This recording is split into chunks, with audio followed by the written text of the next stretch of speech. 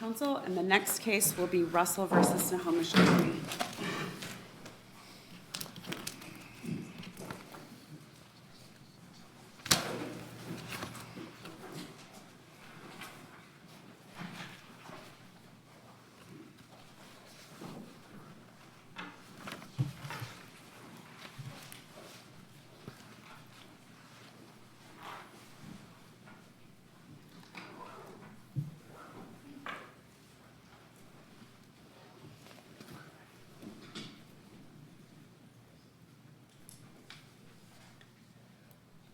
So I made some adjustments in the interest of equity last time, but we're going to endeavor to get back on track and adhere to our allotted time. You may proceed. Thank you, Your Honor. Good morning, and may it please the court. I'd like to reserve 2 minutes for rebuttal. Understood. Thank you. My name's Dennis McLaughlin. I'm with the Western Washington Law Group, and I represent 8 homeowners who live on the east side of a street in Lynnwood, a half street in some places. And we're here today, and this whole appeal can be just summarized. If everybody has a very clear understanding, if I said, before reading the briefs that is, what is a nuisance strip? And if you couldn't answer that question, then the decision of the trial court should be reversed. This is a 1-foot strip of property. Seems insignificant, but it was given to government. People trust government, or they should trust government, and that trust is eroding. And it is the job of the judiciary, I need not remind you, to hold the executive branch in check. I think that's a timely way to begin this. People bought a piece of property, and this was unique because Mr. Hjorst, in 1976, owned to the east side of the midway of an intended street, and Mr. Davis owned to the west side of the midway of that street. So when it came to developing it, Mr. Hjorst wanted to develop it, but Mr. Davis did not. He only owned out to the midway. So they came up with a solution suggested by the city. That we're going to go ahead and put half the road in, and then when eventually Mr. Davis is going to, his property is going to get developed, and when it does, then we'll finish off the other half of the road. And then what happened is Mr. Davis then gave an easement, not to the city, but to the private homeowners, lots 1 through 8 on the east side. The Davis easement does not go to the city, it goes to the owners. It's a private easement. All's well and done. But then you have a short subdivision of you have 4 lots here, and they're using an access road, and then you have a big lot up here. So while it was all under Mr. Davis's control, and it was being building permits were being issued, et cetera, the city didn't extract the easement along those 4 lots. So when the big lot got sold, they tried to say, okay, well, we'll just build out just this part of the road, and we'll leave this just a half road, 19 feet wide, from the main arterial, with 3 schools on the other side of the street. For 2 fire trucks, they have to go side by side, and to supply services and necessity. And it just doesn't work. It just doesn't work. And these people bought, they've owned, and one gentleman that I represent, Mr. Webster, has owned since the subdivision started back in 1979. He bought it, him and his wife. And they were always led to believe by the city's actions that this 1-foot strip, which is tract A, it is not capital N nuisance strip. It was to be held as a nuisance strip. It says tract A, nuisance strip, 1 foot wide. Yet the judge said, oh, well, they got it in fee simple. There's no intended use, but there is an intended use. The intended use is a nuisance strip. Well, that is only true if we have the definition of nuisance strip somewhere that says anytime any tract has those words attached to it, it means what you're saying it means. what we have is when this property was deeded, there was no restriction, there was no restrictive covenant, no restrictions whatsoever. So tell me where we find that this term, nuisance strip, means something in particular in this circumstance that we can point to. That's where the judge erred.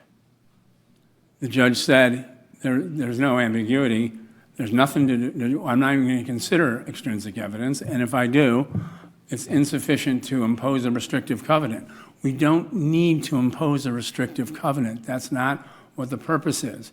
This is property that was dedicated to the city as government. Now, this is important. So when and where and how was it dedicated, and what does that actually mean? It's on the plat itself. What does it mean? What does it say on the plat That means itself? you're giving the city an interest in property to be used for a specific purpose. Does it say what purpose on that? Yeah, it says a nuisance strip. That doesn't say a purpose, that just has a title. Again, we're back to, how are we defining this? 1976 Planning Commission meetings. It was the city's idea that this 1-foot parcel, Tract A, which is what they wanted, a separately held parcel, to be, and they called it, they said, it is going to be a nuisance strip.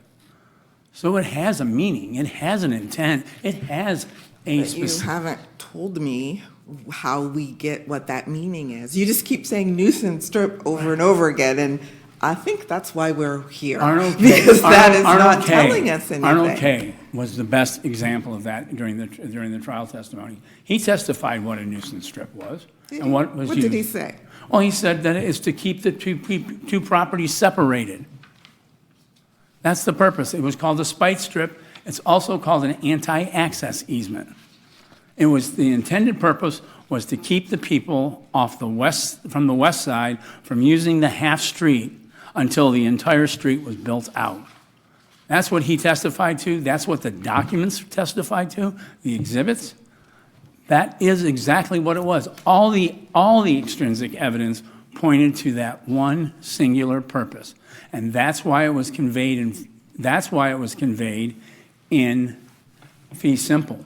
Because if it would have been a right-of-way, if it wasn't a neutral party holding that 1-foot strip, then the two properties could have, somebody could go on somebody else's property because they would have rights to that 1-foot property.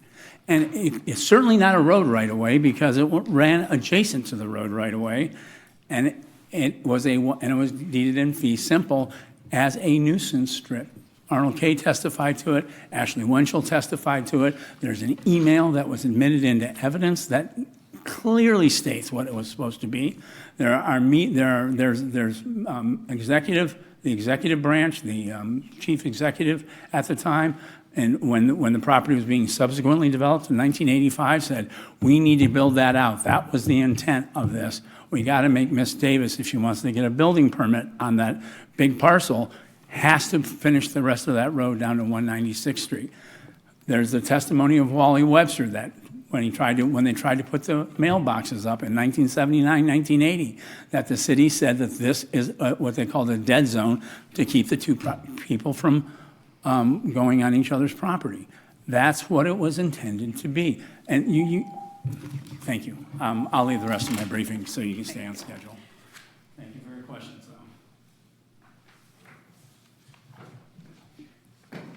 Good morning. My name is Hillary Evans. I'm here with Lisa Marshall representing the City of Lynnwood. I'd like to save a minute for my reply. There is no rebuttal time for a respondent. Fantastic. I'll spend all 10 now. Perfect. The Russells are asking this court to establish and enforce private rights to city property when there's been no written conveyance to them. The Russells argue that the city must hold title to the nuisance strip in a manner that only benefits the Russells, and that the city may not use the nuisance strip for the right-of-way or for the benefit of the City of Lynnwood. Well, calling it the nuisance strip certainly seems to mean something. So why doesn't it mean what they're indicating it means? That is the crux of the issue that the Russells have appealed. If you run a search of nuisance strip in Westlaw, it has no hits. If you look in Black's Law Dictionary or even the regular dictionary, it's not there. All we have is the testimony that can provide a sort of a definition. And what we have is the testimony of Carl Almgren, who testified that he didn't know what it was, despite his education and training, and that is probably a term that's been replaced by buffer these days. We have the testimony of Arnold Kay, which was mis-summarized by opposing counsel. He said, quote, "It's a strip that sets aside, not to access. If there's other questions about it, I leave it up to the attorneys." That's the verbatim transcript at 123, or I'm sorry, 123 through 34, so it's. He also said he didn't think there was an official agreement that was documented. Exactly, and, this is one of those funny cases where Russells are arguing that extrinsic evidence should have been considered and it should have been admitted. It was all admitted.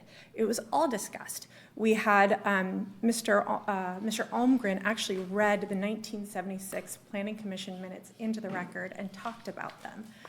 All the extrinsic evidence was out there. The email that opposing counsel just referenced was testified to by 3 different witnesses and was admitted into the record.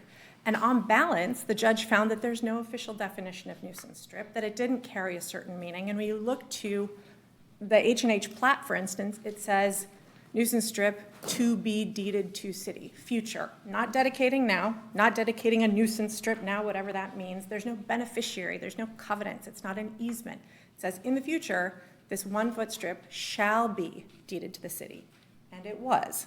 There was a kerfuffle about the recording, but it was shortly thereafter recorded and given to the city. And then it was given to the city again in 2022 with no conveyances in either of those deeds. Both of those deeds are 1-page deeds that say this piece of property is given to the city, full stop.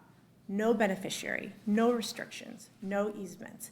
You would think that if there was going to be a benefit to a certain party, that either that one-foot nuisance strip would be given to that party because it's for their benefit. That would make the most sense, and that's what Carl Almgren testified to that I think convinced the judge.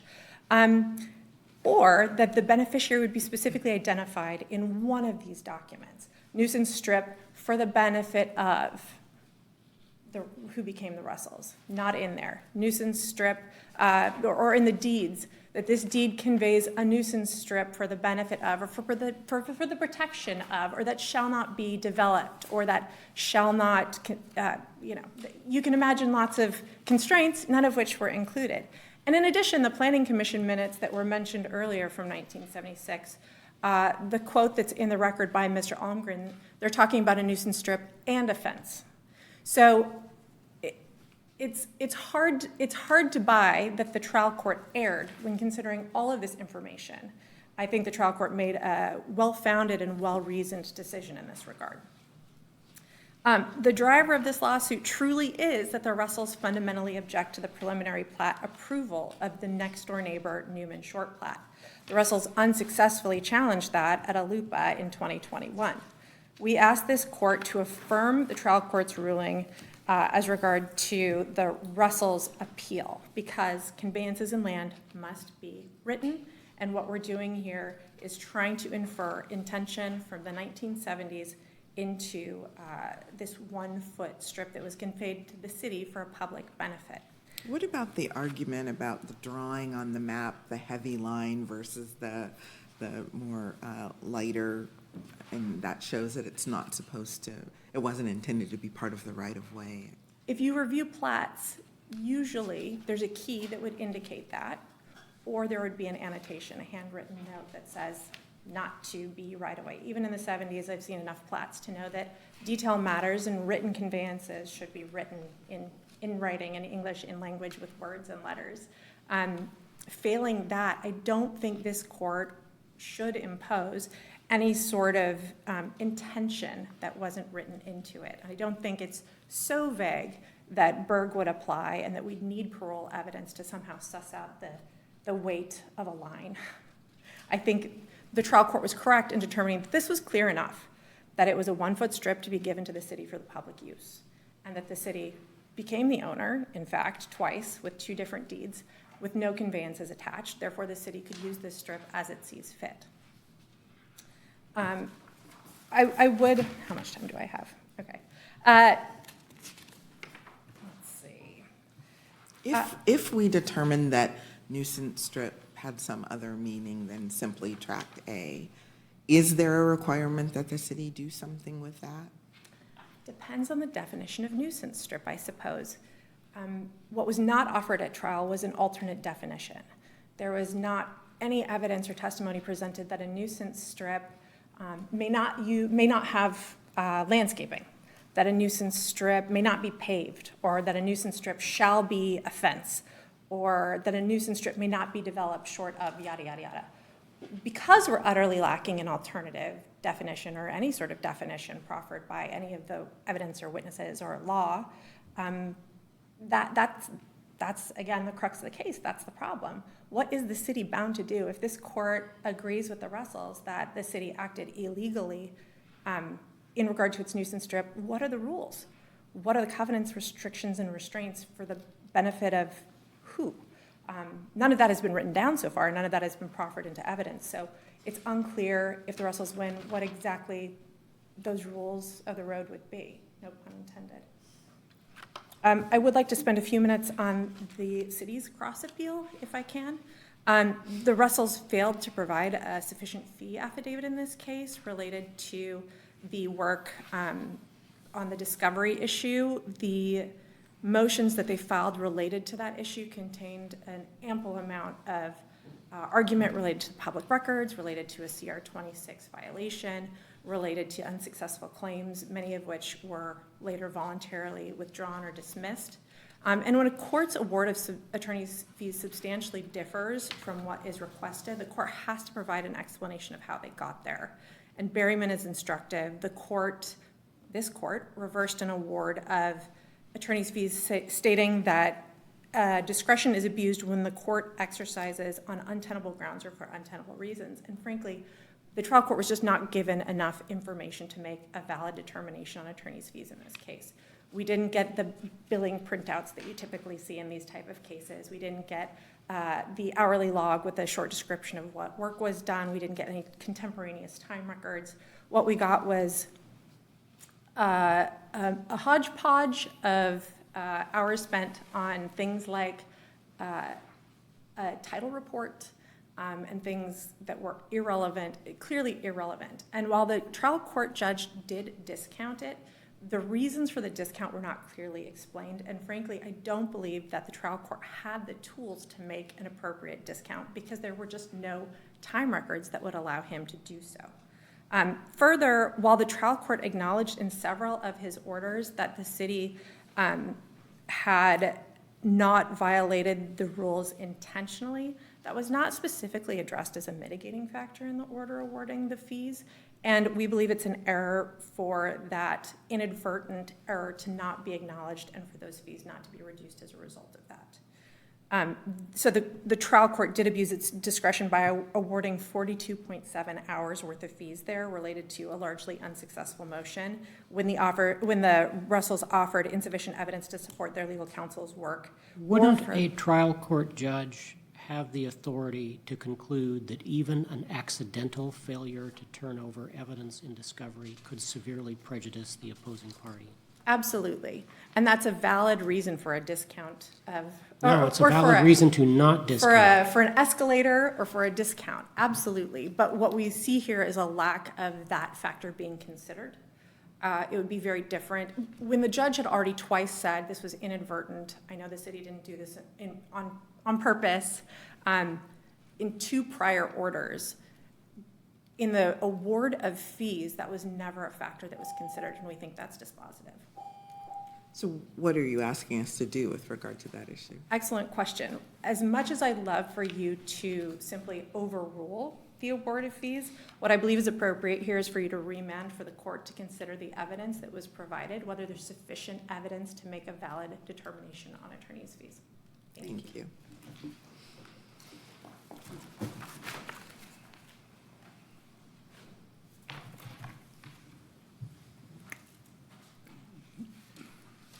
I'm going to try to spend my 2 minutes answering the question as to what evidence there is as to what the meaning of a nuisance strip is. I will leave the briefing on the discretionary award of attorney's fees based on the briefing. Thank you. Okay, so what do we have here? We have the 1976 Planning Commission meetings, which were trial exhibit number 2. on Trial Exhibit 1, in there, that's where the recommendation came up, that you must provide a 1-foot nuisance strip that runs adjacent to the road right-of-way, has to be conveyed in fee simple to the city, and it has to be a separate tract on the plat. That's Exhibit 1. Exhibit 2, the city council meetings adopted the commission's meetings and said, yes, you must provide a nuisance strip. 1978 comes around, final plat approval.